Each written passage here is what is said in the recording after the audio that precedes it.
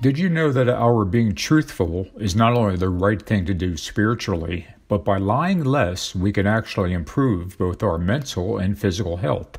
This interesting bit of news was referenced in a recent article on Axios, which in turn talked about a study from a few years back by the University of Notre Dame. In that study, researchers asked one group of people to stop telling lies for 10 weeks, while a second group of people, the control group, was to continue as they had done before. The group of people who stopped telling lies for the 10 weeks reported fewer instances of poor mental health, such as feeling tense or melancholy, as well as fewer physical symptoms such as sore throats or headaches. They also reported improvements in their relationships with friends and family, which does make sense because when we do lie, we lie most often to those closest to us. More than half of all the lies we tell are told to friends, more than 20% to family members, while less than 10% of our lies are told to strangers. Thus, just by being more honest, we can naturally improve our relationships with our friends and family.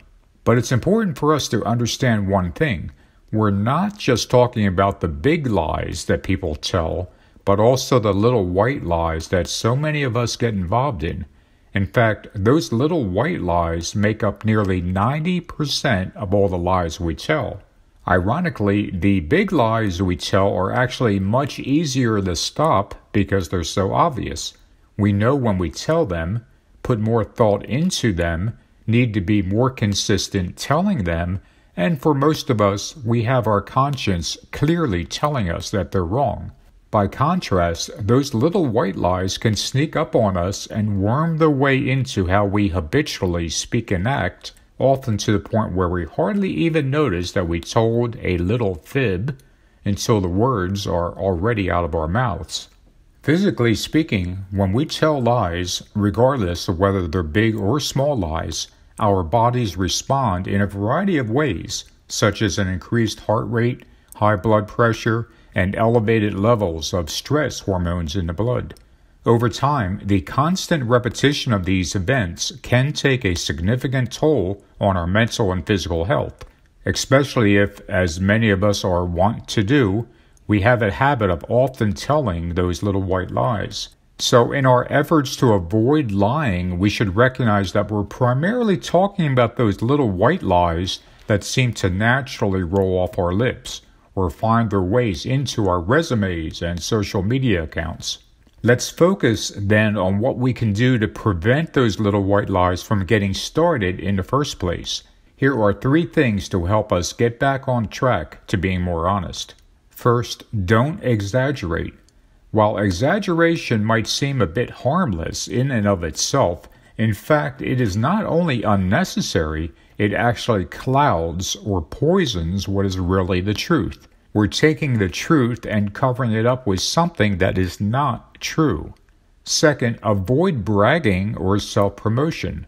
There's nothing quite like bragging about oneself to bring out those little white lies. They're in our resumes, our social media accounts, and even the way we talk on a daily basis. The more we do it, the more those little white lies take root. Third, know when to be quiet. And by this I mean that if we are already in the habit of telling little white lies, the more we talk, the more likely it is that we will exaggerate the truth or outright lie. Try talking less and listening more. One major benefit to being more honest is that it can have ripple effects in every other area of our lives, especially our spiritual lives. Just being honest in what we say and do will help us get on that straight and narrow path toward the kingdom of God. From a biblical perspective, the teaching about how we need to be honest and truthful is a constant theme.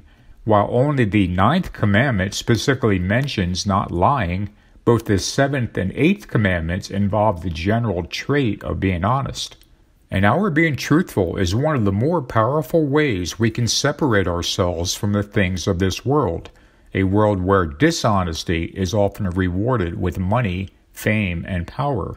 In fact, being truthful is so profoundly part of what a Christian should be that one of the major signs of the Antichrist is that he will throw truth to the ground as if it were meaningless. The Antichrist simply does not care for the truth, which means that we should. None of us are perfect, as we have all told lies at some point, but we can change this habit of dishonesty by being aware of how those little white lies can creep into every aspect of our lives. And our being honest will not only help us be mentally and physically healthier, it will help us find that straight and narrow path which leads to the kingdom of God. Thanks for watching, and if you care to leave a comment, please do. As always, kindly be respectful in any comment you leave, especially towards those with whom you disagree. I'll talk to you guys soon.